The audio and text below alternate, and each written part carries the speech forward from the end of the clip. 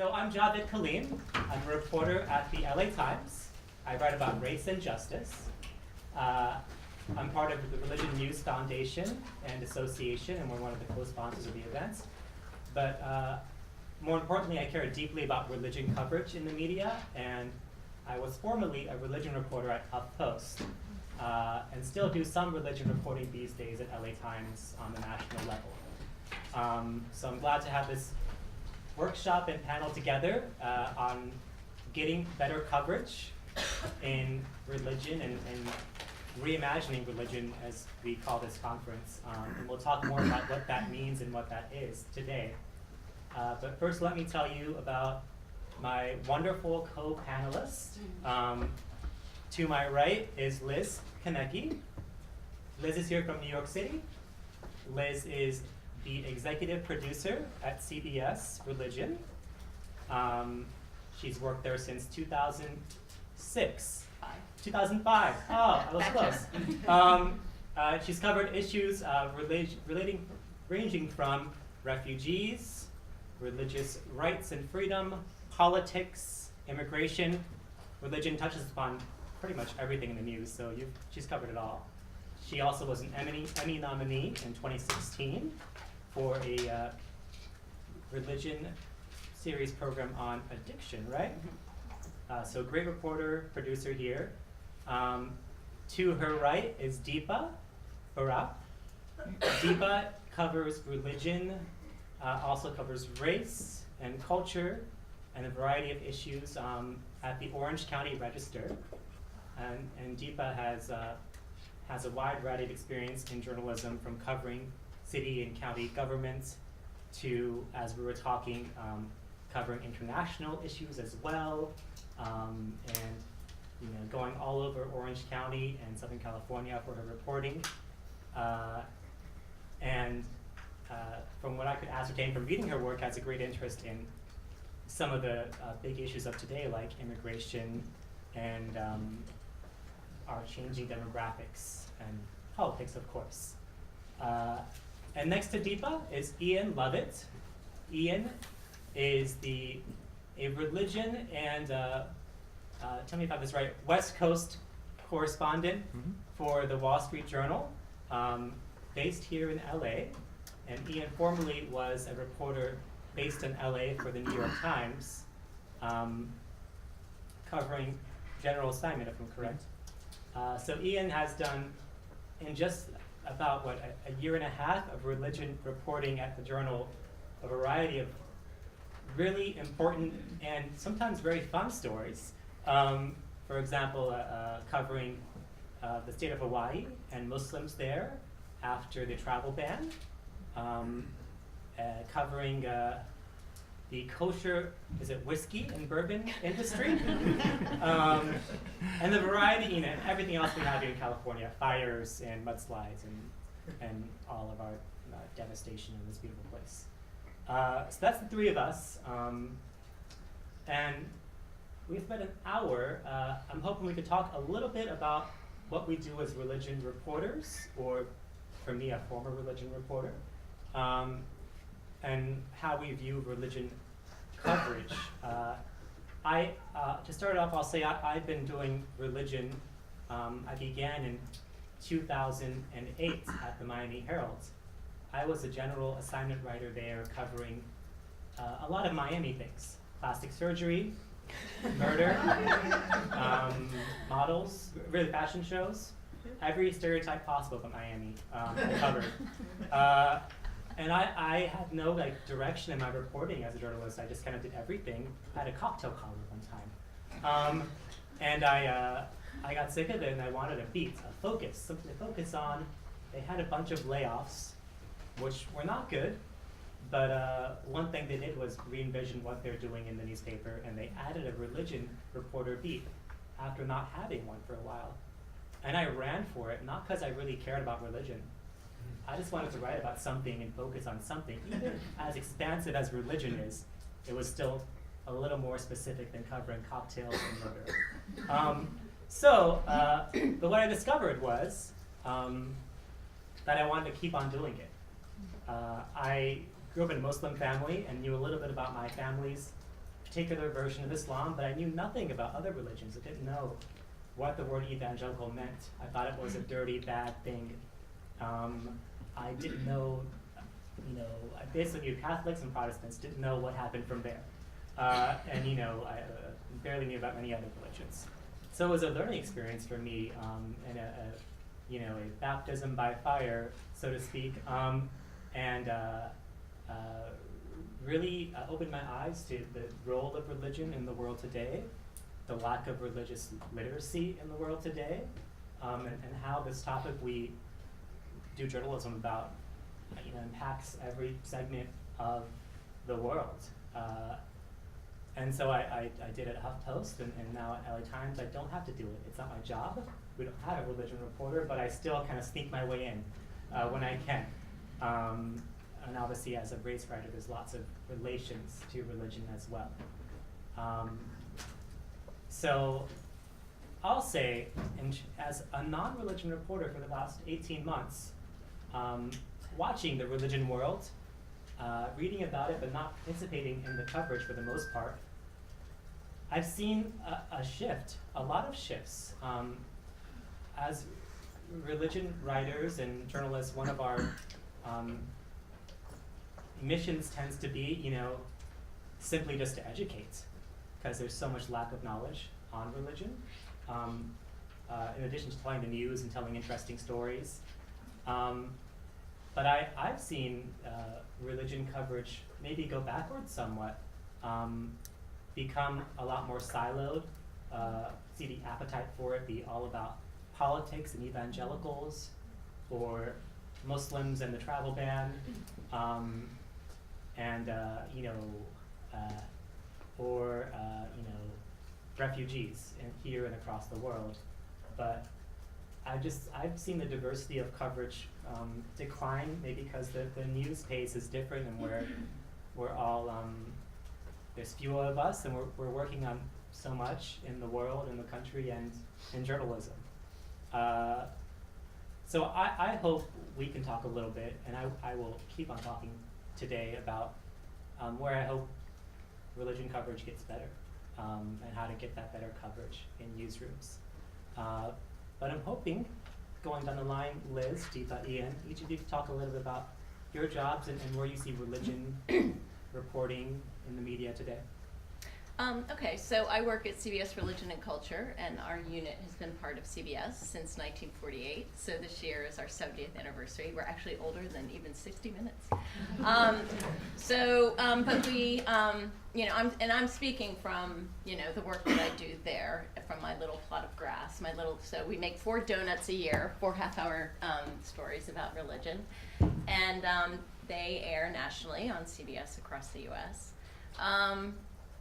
I think, and what's interesting about my story in relation to what you were sharing about how you stumbled into religion reporting is sort of similar. I was trained as a journalist. I've always worked in broadcast journalism, but I took the job in 2005 because I needed a paycheck, and it was a really interesting opportunity for me. It was like a show about sacred spaces, and it ended up, I was like, wow, I didn't even know this beat existed in this form, and it totally changed my life. And now I'm like as deeply immersed as I possibly could ever be in a topic that, I never saw this coming. And the way we approach it, or the way I look at things is just to sort of get a general sense of what's going on in the world and where religion fits into that. So after the election last year, and seeing how heated everything had become, especially when it came to religious intolerance, we ended up starting the year off looking at the history of religious intolerance from the perspective of anti-Catholicism, anti-Semitism, and then Islamophobia. And when you sort of lay it out in that form, you start to see the very interesting parallels between anti-Catholicism and Islamophobia. So that's sort of our approach. I look for where the holes are in coverage and try to cover religious minorities as much as possible.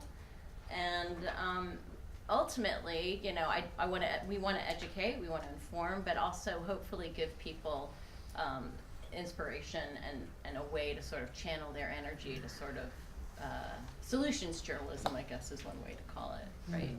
Has in the last months, last year, has what kind of stories you pick or what you gravitate towards changed, or what there's a desire for inside or outside? That's a good question. I mean, I think the focus for us is to help unpack what, making sense of the ways things are being, decisions that are being made at the highest levels of government and even locally, and how local communities are responding to it, right? So there was a lot of animosity, obviously, towards the Muslim community that had built up, and there was a lot of discussion about the evangelical community and how they related to Muslims, and so we went out to a community in Ohio where a non-denominational evangelical pastor decided to meet his Muslim neighbors that he'd been living among for 25 years. Many of them were their doctors, the Muslim doctors and Sikh doctors. So anyway, so we did a story about how they became friends. And they're actually now writing a book together. So, wow. Or they're writing a chapter of a book together that will be published by a liberal arts college. So yeah, I mean, it's sort of interesting to see these partnerships and the way communities are coming together, and that's the kind of stuff we like to report on. It's interesting to have Deepa here, because Deepa has a unique role.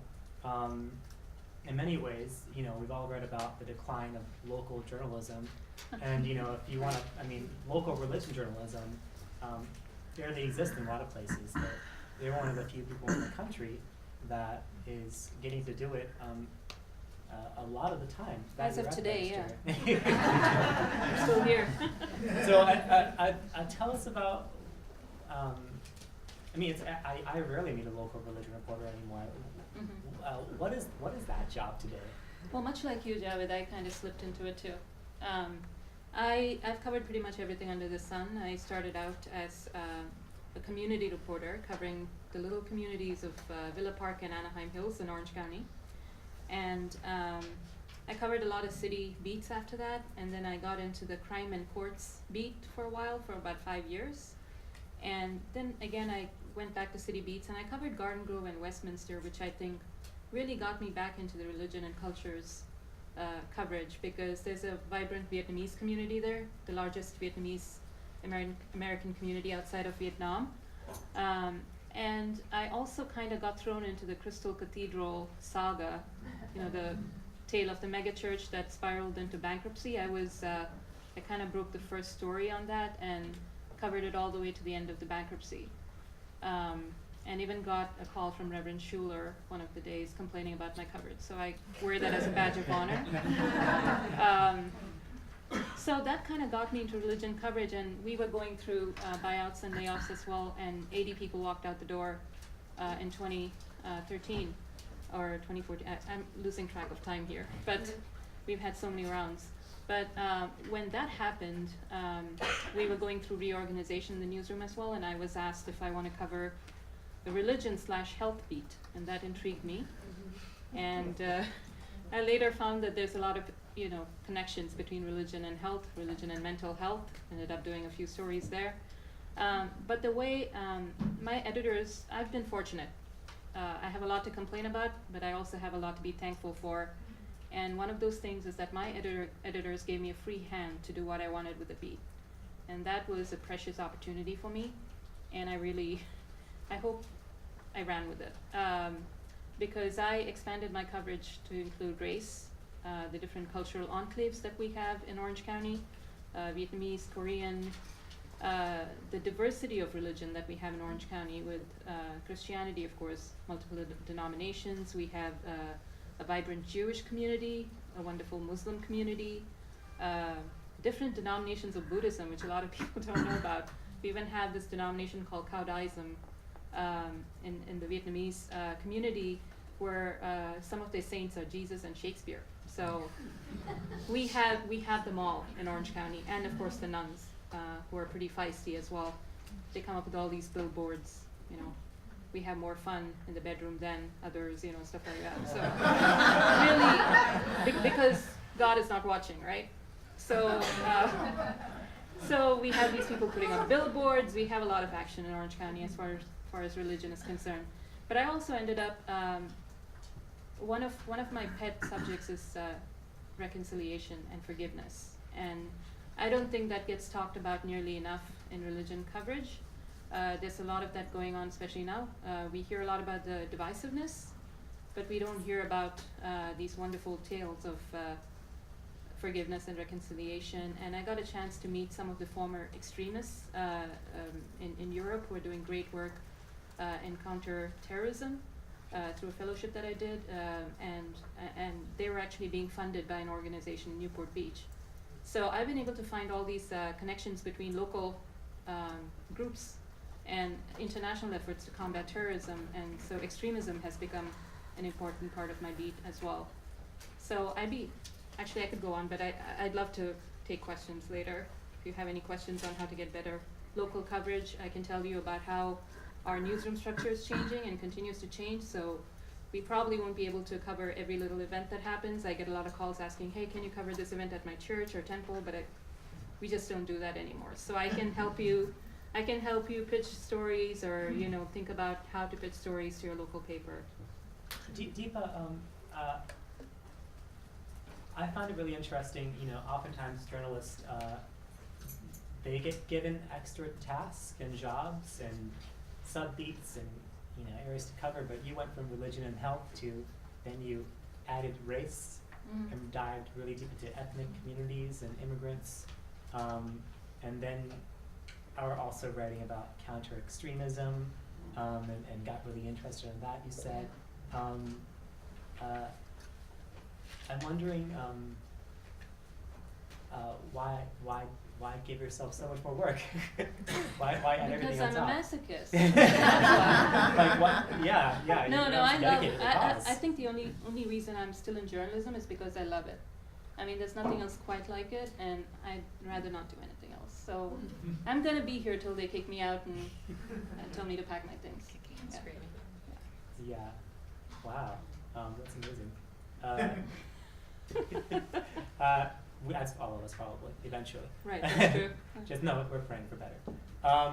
Ian, tell us about working at the Journal, a publication that, among journalists is known for its amazing journalism, on nearly everything, and is breaking scoops on obviously Wall Street all the time, and politics as well, and media, and is known for its great feature writing and great creative storytelling.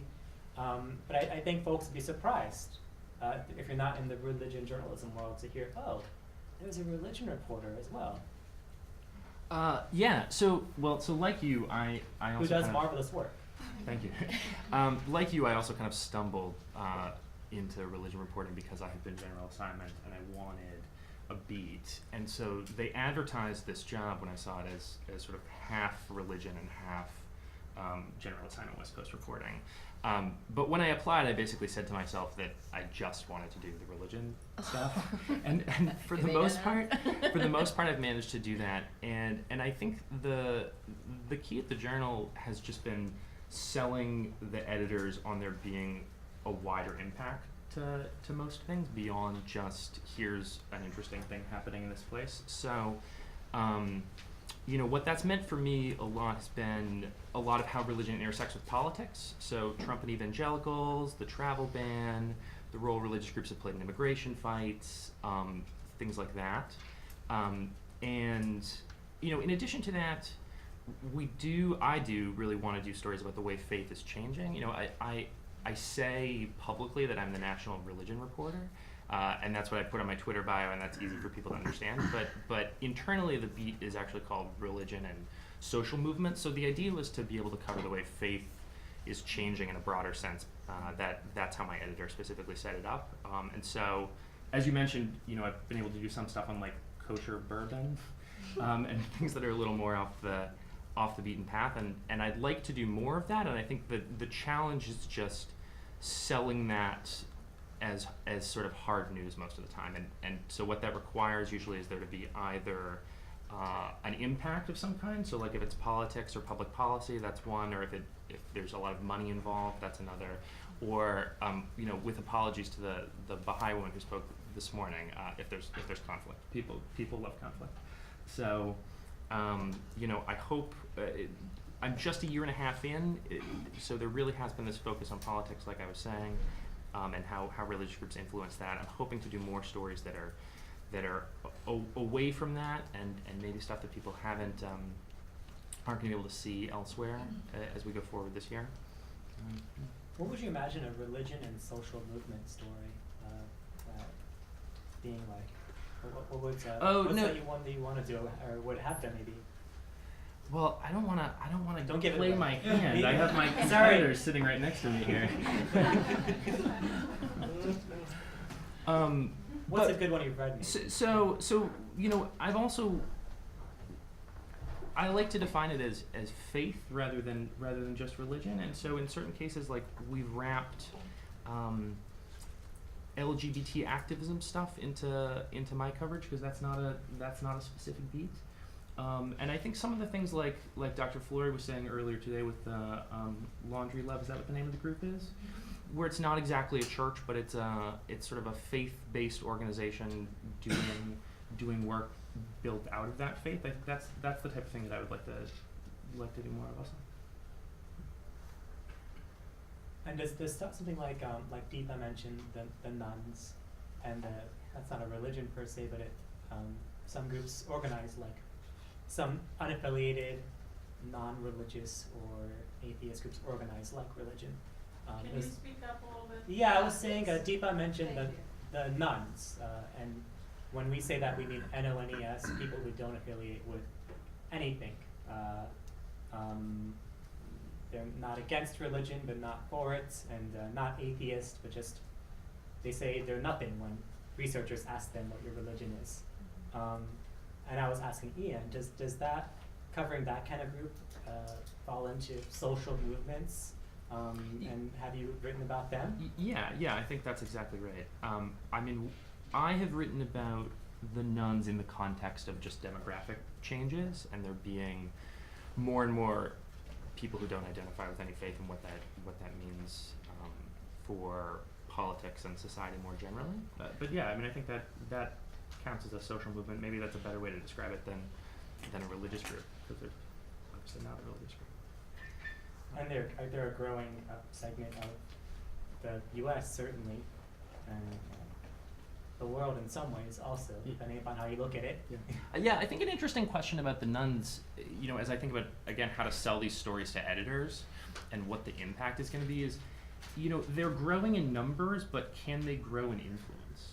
And so are they organizing the way that churches or synagogues organize? Are they getting together and trying to push certain causes? I'm not sure the answer to that. I have not necessarily seen that happen in a wide-scale way. I think that's that's the question about the nuns that interests me the most at this point. To me, it seems like what they really want to do, at least in Orange County. We need to be louder for those of us at the back. You need to talk to us and not to each other.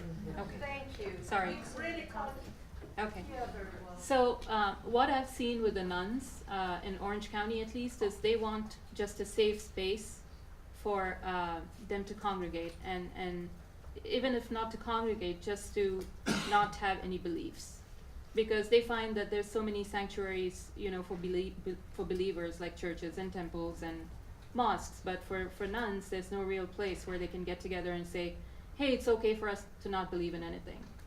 And the nuns are also a pretty diverse group. They all don't believe the same thing, or not believe in the same thing. It's there's atheists, there's agnostics, there's people who believe that there's a higher power but don't believe in any gods or deities per se. So there's a whole bunch of diversity even among them. So it's kind of a multi-layered, complicated issue. Well, okay, thank you for giving some of your thoughts and explaining each, the different ways we approach our jobs as journalists and the kind of religion reporting each of you do and that I have done in the past and do some now. We're about halfway through the time that we have, and one of the best things about this conference, I think, in terms of ones that I've been to, is that we have journalists here, but we have students, we have ministers, we have activists, we have writers and educators, and it's a mix you don't always get at a religion-related event. I'm wondering if folks here had any questions about religion and faith and journalism and what we do up here. I see one hand in the back that went up, yes?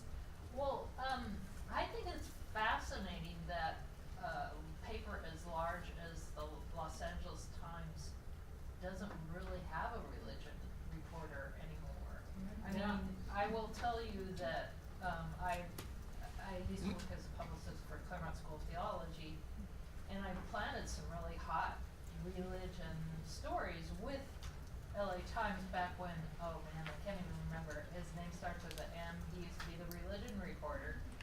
And we got, they really got a lot of, social media commentary, and it was good stuff. And so, and then he called me to tell me he was becoming an editor because they weren't covering religion anymore. And I thought, wow, is religion that unimportant in Los Angeles? So can you speak to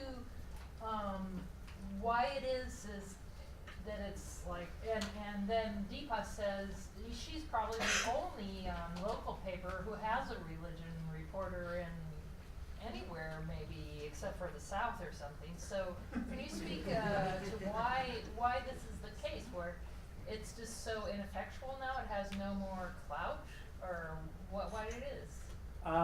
Or any of you could speak Yeah, to that. I think you make a great point about small newspapers, but even big ones like the LA Times lacking religion coverage in a formal way.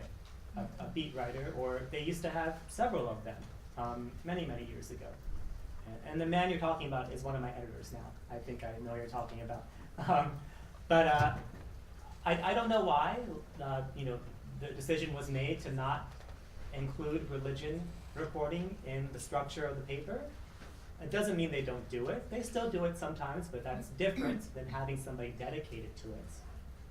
Having somebody dedicated, or several people, is obviously much better. And so if I was in charge, I would certainly hire a religion reporter. But I think we're missing a lot of it, great important stories.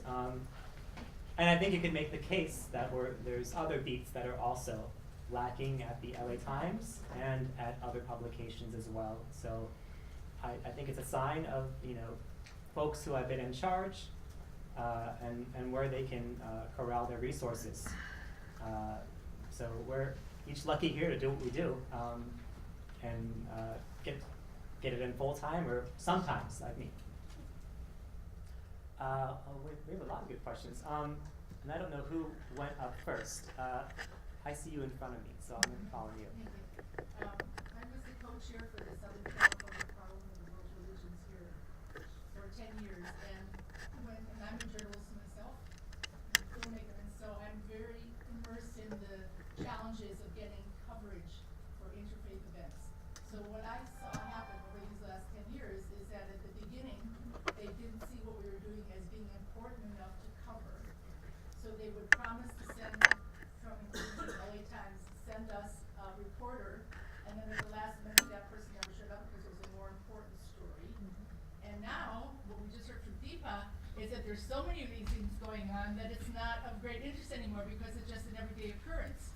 So somewhere in the middle, we got left out getting the coverage that we put on amazing events here, bringing together not just the Judeo-Christian Muslim communities, but everybody together, and tried new things and included the arts, but we almost never got coverage. So you mentioned that maybe you're going to give us some suggestions, Right. but I'm wondering, aside from knowing what the editors want, I kept thinking that there would emerge some alternative media that would be able to help us talk about the great accomplishments of the interfaith movement. And so far, Yeah. aside from the Interfaith Observer, which is published once a month online, we don't really have any media dedicated to that.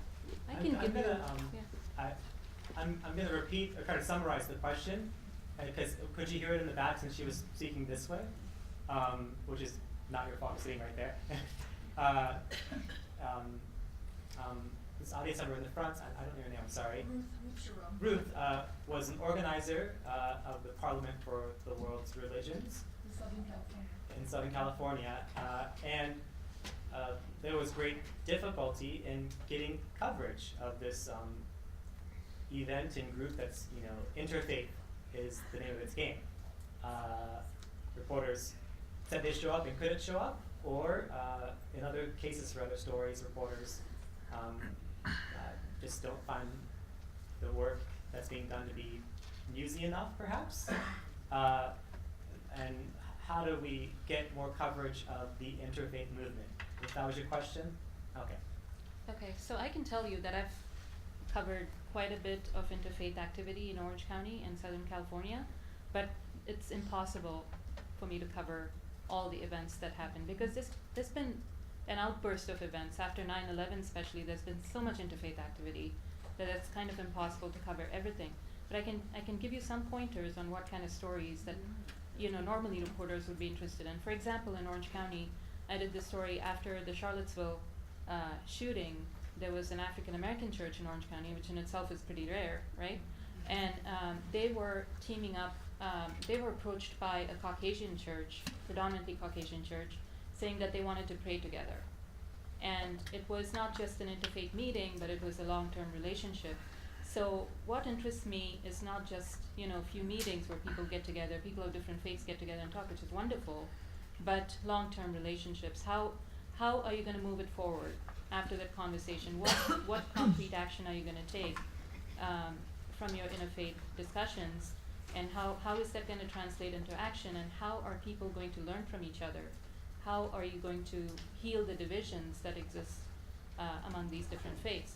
And in interfaith too, one of the biggest problems I've heard from imams especially is that they cannot speak honestly about the Palestine issue or what's going on in the Middle East. I mean, that's taboo in interfaith spaces.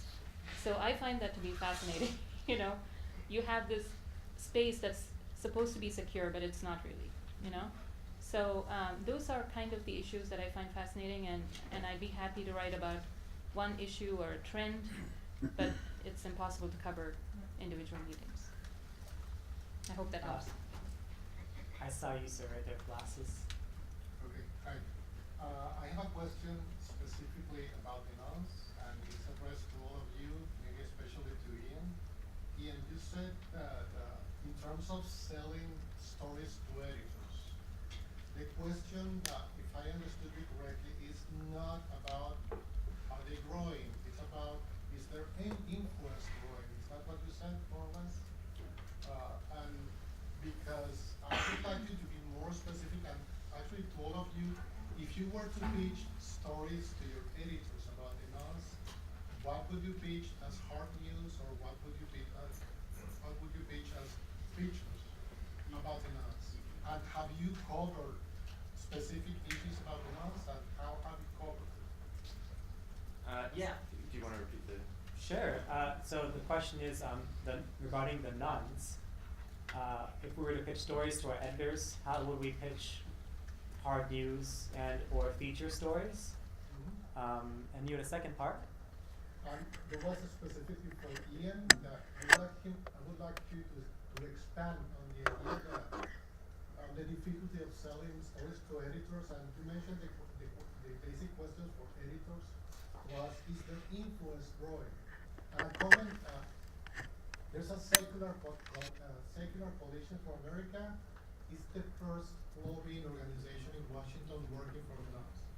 But that's very recent. Yeah, so it's not that I don't think the number of nuns growing is a story. It is a story, and I've written about it, and probably all of us here have written about it in some respect. It's just that that's no longer a new story.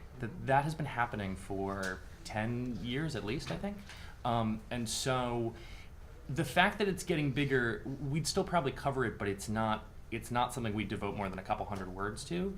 And so I wasn't saying that, I didn't mean that for us to write about the nuns in a hard news way there had to be some show of influence. I was saying that would be one example of what's an interesting question for me if I was going to do a story about the nuns. I think if they were trying, or if they are, as you're saying with this secular coalition, trying to organize in a way that would have political influence in the way that some other more established religious groups and denominations do.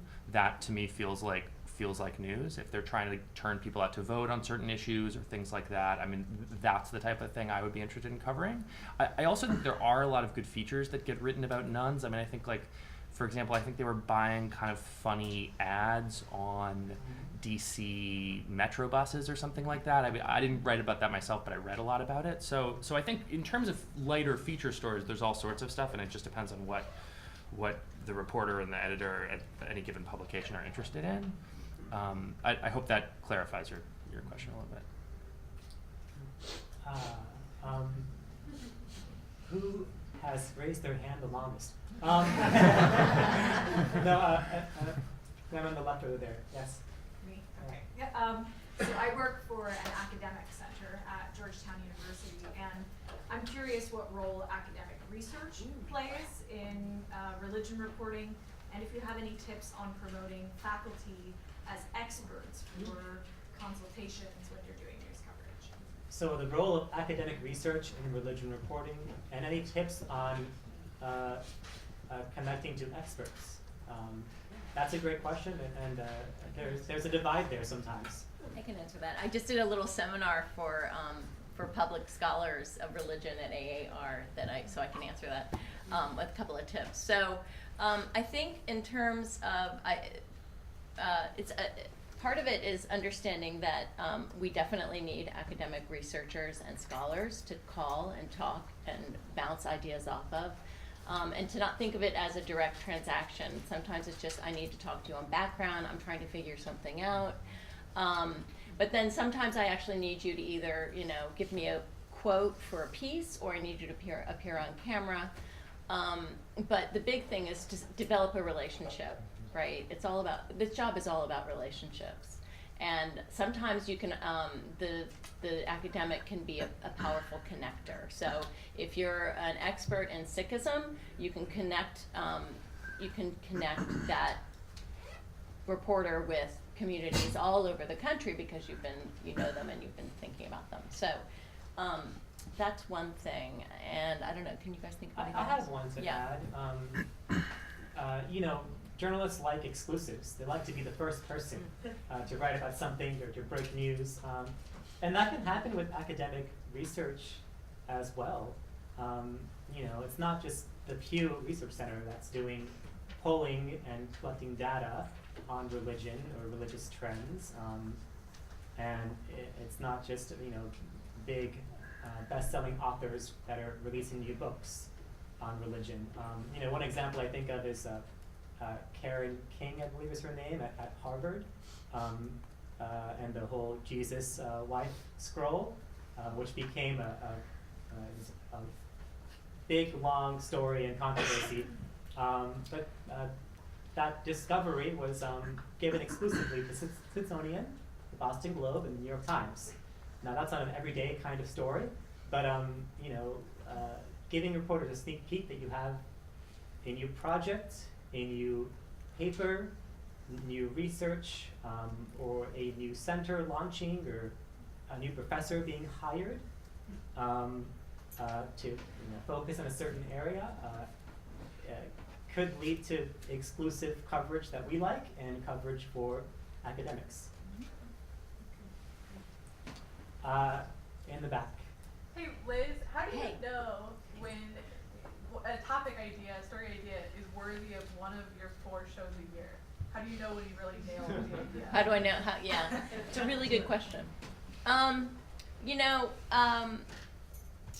So we sit down at the beginning of the year in January, and we invite all these different faith leaders, clergy, academics to sort of like talk about what's going on in your community. And from that, we pull up 4 different themes, right?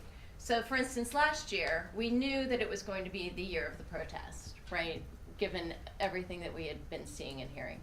So we decided that was, going to be one of our themes. And I ended up making it the last show of the year. So I wasn't sure which, there were many different protests throughout the year, but what we ended up focusing on was what happened in Charlottesville, but from the clergy perspective. And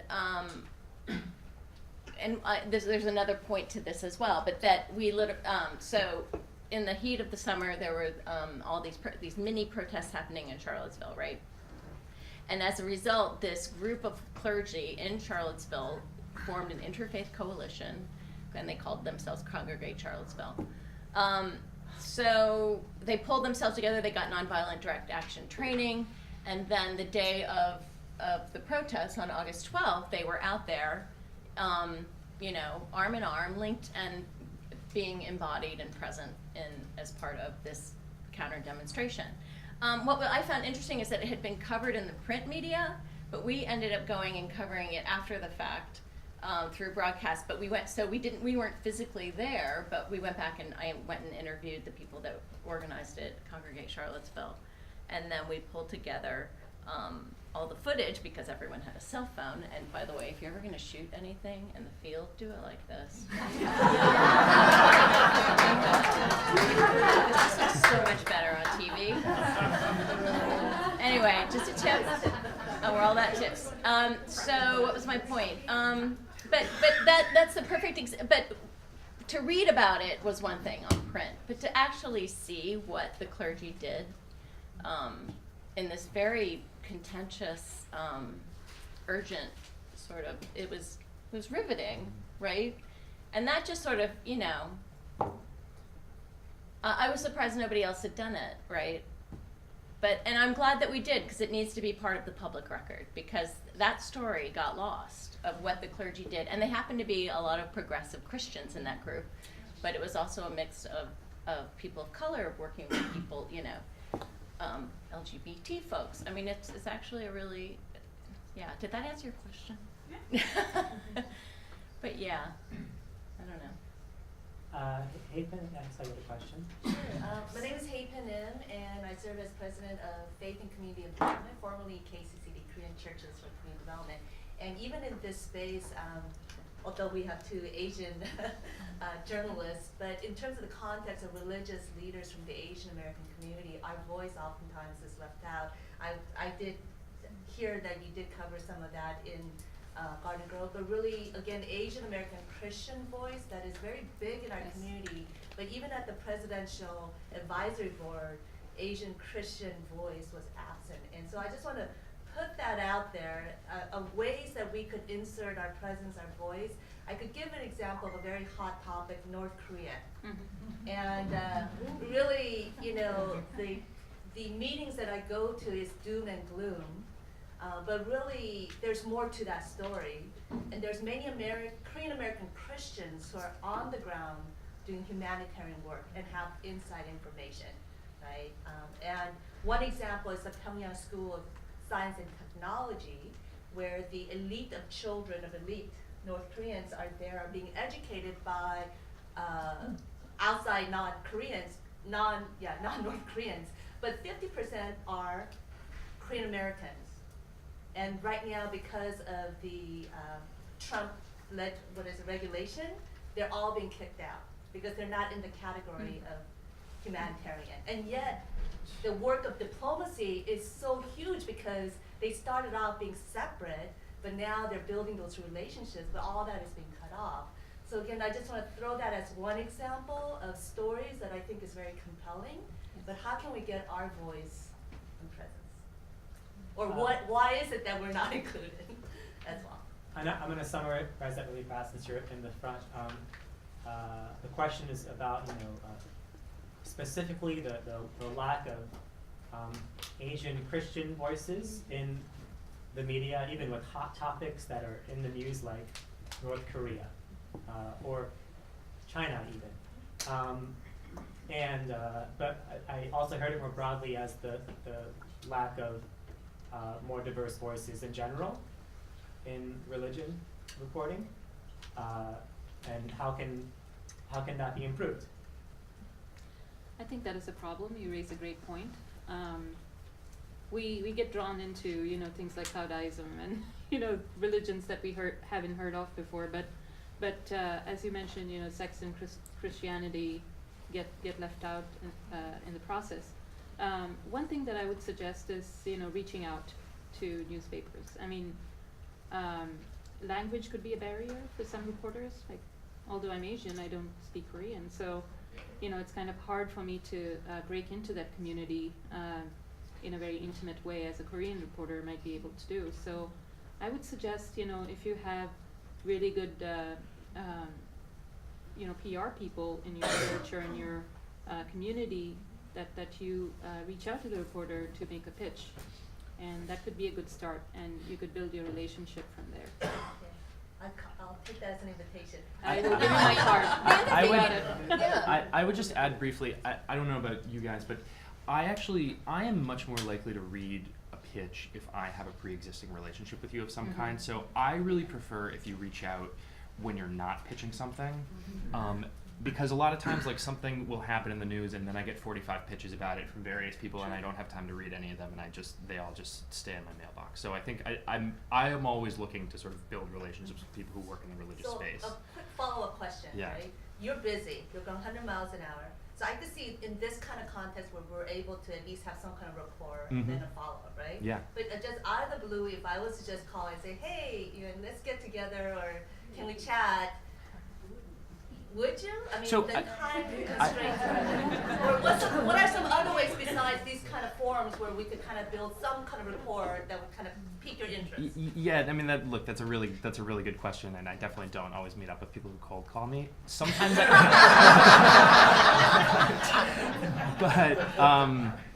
but I do think even if you just send an email and say, I work with this person, we just want to be a resource to you on X and Y and Z, like when you're available. Even if it's just like a quick email exchange, I will remember that, and then if like a related subject comes up, I do often end up going back to those people. Twitter's really powerful for us, right? We are always on Twitter. I can't do my job without Twitter. I've met so many people through Twitter. I've put them on television. I've, connected them with other people. So, I mean, to me, that is a great way to connect with me, and not when you're pitching me a story, right? I totally back you up on that.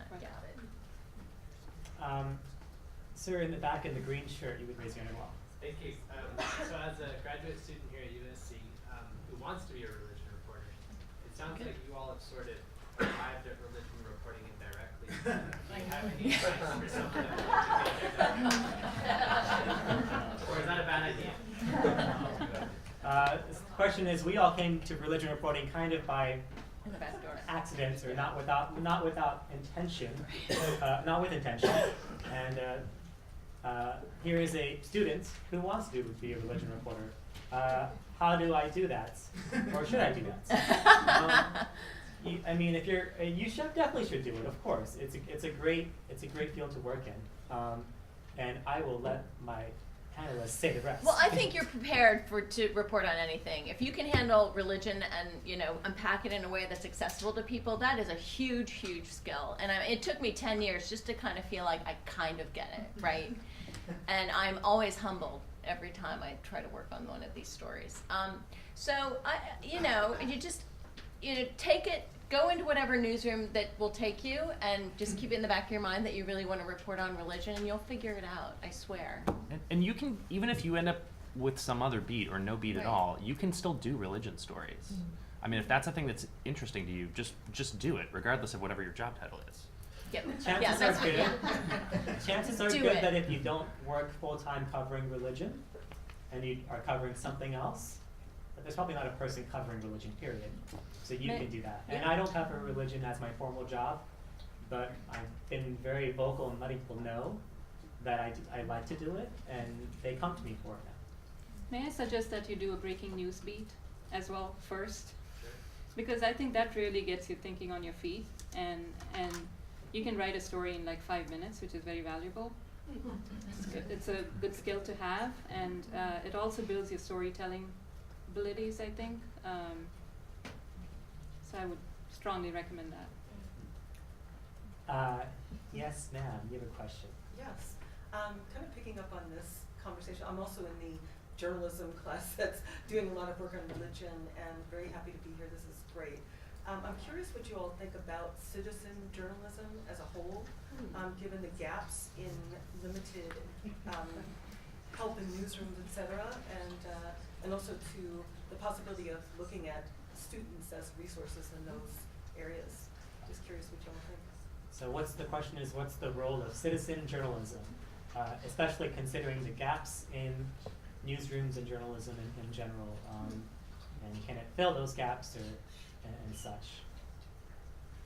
Can I ask a counter question quickly? Do you mean, when you say citizen journalism, do you mean people doing freelance work, or do you mean people like posting their own stuff on Twitter or whatever? I mean, Well, what exactly are you talking about? I think it seems to be, it's a great counter question, because it seems to be that there is no one definition, and I think I'm looking at this idea of citizens, you know, now that we all have this and we Yes. shoot this way, Yeah. right? That Good. we have the ability to complement in some way potentially Totally. the industry as a whole. And the question being specifically, what do you all as reporters think? And I guess specifying it more, would you be open to working with citizen journalists in any way, shape, or form? People who are on the ground in certain areas. This could be in fire floods of California or breaking stories, for example. So with the journal, I would say what you're describing falls into one of two categories. Either that would be stringer work, where you're a freelance journalist, we've signed you up on a contract, and then something breaks in the area where you are, and we want you to help. We definitely do want to sign up more students to do that. So like, if you want to do that, like literally, please come see me at the end of this session. If you're a person in a crowd taking cell phone videos and posting them online, that's different, and I'm going to treat you like a source. So like, I'm going to want to quote you in the story. I'm going to have to like make sure we're like checking that what you're sending me is legit. I think those are two sort of different things that you're describing. Yeah, we do use actually videos and photos from people who happen to be places where we can't be. And having lost half our photo department this week, I can tell you that we would definitely take those. And especially if you happen to be out on the coast and spot a pod of gray whales, off Dana Point, we're in. So, yeah, because those get a lot of views online, so we would totally take those. We have time for maybe one more question. We have about 5 minutes left, and I've been told to look over here. Oh, you're pointing at okay. What's your question? My question was, where else, given that there's so few religion beats in, publications like you guys represent, I'm imagining, where do you guys look to see where your peers are at? Are there blogs in particular? Are there other sources? Sort of, where do you guys look to, besides sort of your one-on-one relationships, to sort of keep an eye on what's going on in the religion news beat? I think this is a great last question. So what are our sources for religion news and information when there's maybe less and less of it, and definitely less reporters? For me, it's Twitter. But are there particular outlets that you follow on Twitter? I mean, like, Twitter's kind of big. It's a lot of, I follow a lot of religion reporters, but I follow a lot of political reporters, general assignment. Yeah, it's all, yeah. I would say social media too, Facebook and Twitter. I agree with that. RNS, Religion News Service, is definitely. They have nothing to do with it. And there's also a lot of good publications devoted to specific religions, more that cover various kinds of Christianity and actually a lot of Jewish publications as well. But so yeah, I mean, if you're, there's Christianity Today is probably the biggest one, but there's lots of those if you're interested in finding them. We still have some time, so let's do one more question. You organized this conference. Fine, go ahead. You seem to be providing an answer, which is that people who don't cover religion, who didn't think they were going to do it, can creatively do it on the side, and that's one of the answers to the fact that we don't have religion reporters everywhere. We have these super sites that have been created, like Patheos and Daily and On Faith and so forth, all of which seem to come into life and then fail. We don't seem to have as many resources talking about religion. There are a couple of counter trends where you see the New York Times now hiring another person to cover religion. You see the Atlantic hiring people and trying to creatively cover religion. You see the Washington Post having 3 people covering religion. So I'm curious about what your feelings are about what else might be an answer for the coverage of religion, and why is this happening at New York Times, Washington Post, Atlantic Monthly, and a few other people as an anomaly?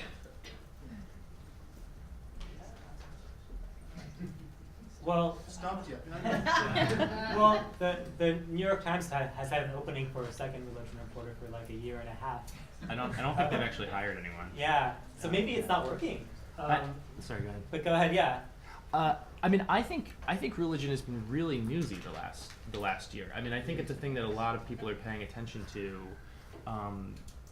And you know, when I took this job a year and a half ago, I did not expect it to be a really newsy beat necessarily. I thought I was going to get to do a lot of like long form features, and instead it's been like lots of breaking news, lots of things coming out of Washington. And so I think, you know, like the Washington Post and some other places are recognizing that, and are recognizing that it is a religious groups are still playing perhaps more than in past years an important role in shaping policy in the government. So I think that's one reason.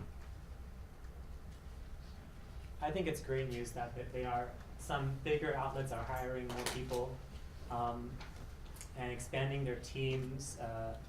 And like Bud mentioned, there are some vertical religion specific websites launching, and some are go away and some come back. But I think that it's really hard to say. There's a lot of great people and a lot of news and stories to cover, and not enough of us. Be it people who are full-time employed or freelancers or citizen journalists or anything. I'm hoping for a bigger and brighter future. I think we have 1 minute for a quick question answer. Who wants to go? Well, everyone's talking about Twitter, so how do you catch attention on Twitter to get coverage? No, you follow the person. You follow any of us. Maybe you respond to something that we've posted, and you interact with us just like you would if we were in the room with you. Or you say, hey, that was a really great story you did on this. Would you ever consider doing this? Okay. How much time a day do you spend on Twitter? I'm going to tell you. I'm on it right now. It's implanted in my brain. Yeah, I've gotten some very great pitches via Twitter, and my messages are open to anybody, even if I'm not followed by them or I follow them, they can send me a message. I think we're out of time, but I'm here for chat afterwards, and Sure. yeah, we're all here, and so come on down.